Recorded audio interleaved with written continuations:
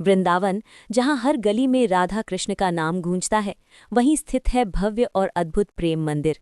ये केवल एक मंदिर नहीं, बल्कि प्रेम, भक्ति और दिव्यता का जीवंत प्रतीक है। इसकी कहानी सिर्फ पत्थरों और संगमरमर की नहीं, बल्कि सच्चे प्रेम और भगवान के प्रति अटूट आस्था की कहानी है। बहुत समय पहले वृंदावन की पावन भूमि पर एक महान संत थे, जगत गुरु कृपालु महाराज। उनका एक सपना था, एक ऐसा मंदिर बनाना जो दुनिया को ये सिखाए कि सच्चा प्रेम क्या होता है। वे चाहते थे कि लोग यहाँ आकर भगवान श्री कृष्ण और राधा रानी के दिव्य प्रेम को महसूस करें।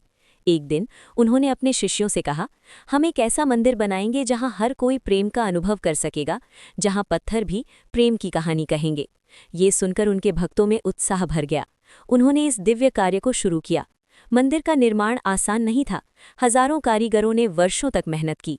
सफ़ेद संगमरमर से बने इस मंदिर को बेहद बारीकी से तराशा गया। हर दीवार, हर स्तंभ पर सुंदर नक्काशी की गई, जिसमें श्री कृष्ण की लीलाओं को दर्शाया गया है। जब मंदिर बनकर तैयार हुआ तो वो किसी स्वर्ग से कम नहीं लग रहा था। प्रेम मंदिर का उद्घाटन हुआ और उस दिन वृंदावन में मानो दिव्यता उतर आई। दूर दूर से लोग इस मंदिर के दर्शन करने आए। मंदिर की सुंदरता और वहाँ का शांत वातावरण हर किसी के मन को मोह लेता था। मंदिर के अंदर प्रवेश करते ही ऐसा लगता है जैसे आप किसी अलग ही दुनिया में आ गए हों। चारों ओर भक्ति, संगीत, रोशनी और दिव्य ऊर्जा का अनुभव होता है।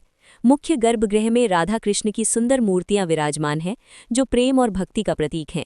एक बार की बात है, एक गरीब किसान था जिसका नाम मोहन था। वो अपने जीवन में बहुत परेशान था। उसकी फसल खराब हो गई थी और घर में गरीबी थी। किसी ने उसे प्रेम मंदिर के बारे में बताया और कहा कि वहां जाकर सच्चे दिल से प्रार्थना करो, तुम्हारी हर इच्छा पूरी होगी। मोहन ने सोचा, जब सब कुछ खो चुका हूं तो एक बार यहां जाकर देखता हूं। वो वृंदावन पहुंचा और प्रेम मंदिर गया। जैसे ही उसने मंदिर में कदम रखा, उसे एक अजीब सी शांति महसूस हुई। उसने राधा कृष्ण के सामने जाकर अपनी आंखें बंद की और दिल से प्रार्थना की। उसने कहा, हे भगवान, मुझे धन नहीं चाहिए, बस मेरे परिवार को खुश रखो और मुझे सही रास्ता दिखाओ। उसकी प्रार्थना में सच्चाई थी और यही सच्चा प्रेम था। जब वो वापस अपने गांव लौटा तो धीरे धीरे उसकी जिंदगी बदलने लगी। उसकी फसल अच्छी होने लगी और घर में खुशियां लौट आईं। लेकिन सबसे बड़ी बात ये थी कि मोहन के मन में अब शांति और संतोष था। उसे समझ आ गया था कि सच्चा सुख बाहर नहीं, बल्कि हमारे अंदर होता है। प्रेम मंदिर केवल चमत्कारों का स्थान नहीं है, बल्कि ये हमें ये सिखाता है कि सच्चा प्रेम क्या होता है। यहाँ आकर हर व्यक्ति ये महसूस करता है कि भगवान से प्रेम करना सबसे बड़ा सुख है। मंदिर में हर शाम लाइट और म्यूजिक शो होता है, जिसमें श्री कृष्ण की लीलाओं को सुंदर तरीके से दिखाया जाता है। जब रंग बिरंगी रोशनी मंदिर पर पड़ती है तो वो दृश्य देखने लायक होता है। ऐसा लगता है जैसे पूरा मंदिर जीवित हो गया हो और भगवान की कहानी सुना रहा हो। प्रेम मंदिर की एक और खास बात यह है कि यहाँ जाति, धर्म या अमीरी गरीबी का कोई भेदभाव नहीं है।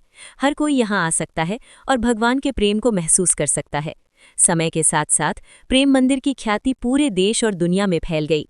आज ये वृंदावन के सबसे प्रसिद्ध मंदिरों में से एक है। लाखों लोग हर साल यहाँ दर्शन करने आते हैं।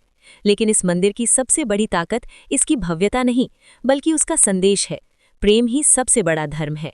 जब भी कोई व्यक्ति इस मंदिर में आता है तो वो केवल दर्शन करके नहीं जाता, बल्कि अपने साथ एक नई सोच और एक नई ऊर्जा लेकर जाता है।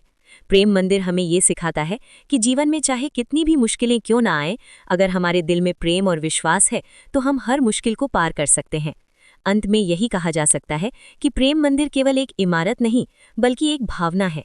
एक ऐसी भावना जो हर दिल को जोड़ती है और हमें सच्चे प्रेम का रास्ता दिखाती है।